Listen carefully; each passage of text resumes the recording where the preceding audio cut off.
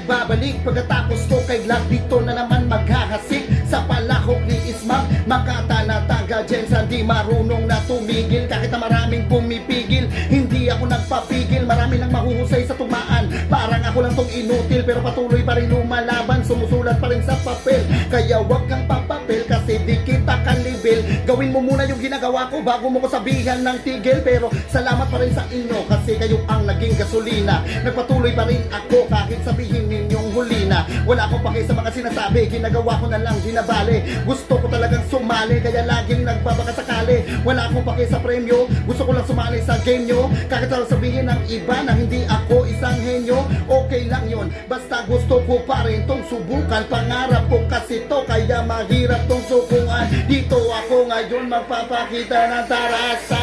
Kahit nasa Tagalog di ako bihasa. Pagkatapos ko kay Glock, dito na naman kay Smaglas. Tagalog to, mahirap isulat pero pipiliting ilabas. Mga nakatagong letra sa aking utak ay pilit kong hahanapin. Na makakulabo si Smag at Glock ay laging papangarapin. Kahit ang medyo maghirap, lagi kong pipilitin. Patuloy pa rin magrarap at habang buhay magiging alipin. Di ako magaling pero pag humawak ng mic para napaplaning, wala na akong paki kung di tayo magkasing.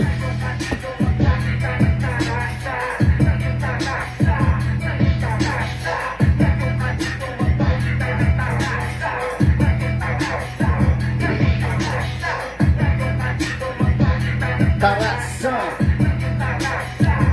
check.